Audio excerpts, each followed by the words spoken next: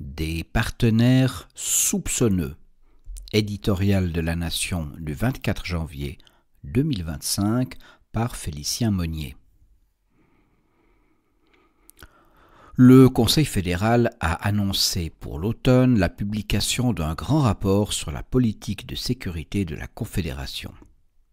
Il servira de base aux orientations des prochaines années. Le départ de Mme Amherd aura sans doute peu d'influence sur son contenu. Un long entretien avec M. Marcus Meder, secrétaire d'État à la politique de sécurité, publié dans Stratos d'octobre dernier, permet d'en deviner les grandes lignes. Les constats qu'il établit à propos de nos rapports avec nos voisins sont édifiants.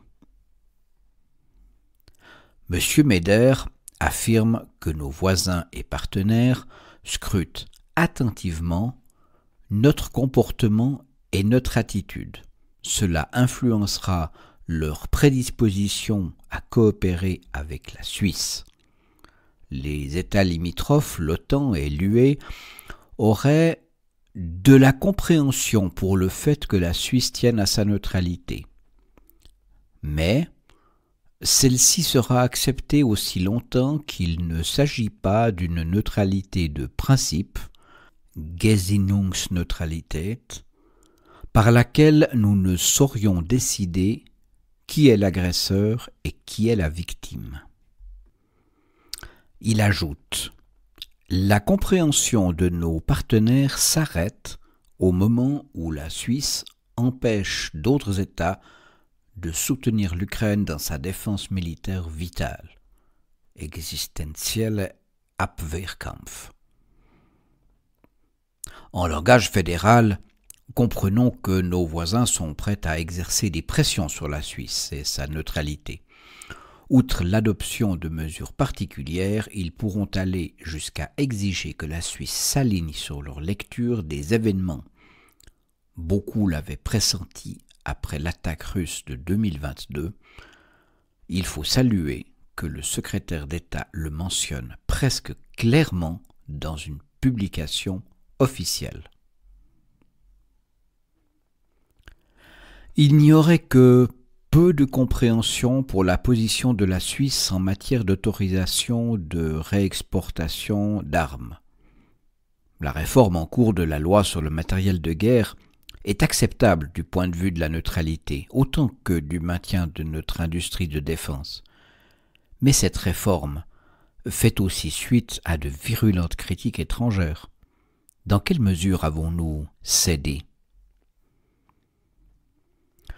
Le secrétaire d'État insiste sur l'importance que nos partenaires accordent, dans leur coopération avec nous, à la sécurité de l'information. La thématisation publique de ce point est inattendue. On serait tenté d'en déduire que des mesures de surveillance, nouvelles ou renforcées, prises par la Suisse dans les dernières années, découleraient autant sinon plus de la volonté de démontrer sa crédibilité que de la menace réelle d'être victime d'espionnage.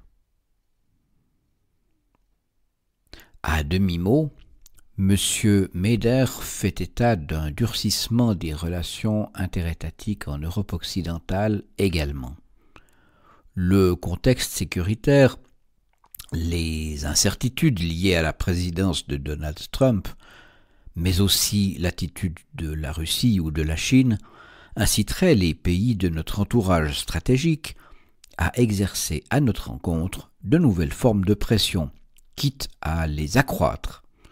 Celle-ci pourrait aller bien au-delà de la suspension de programmes d'échange universitaires, comme ce fut le cas après le vote du 9 février 2014, et viser notre industrie d'armement, nos exportations ou notre place financière.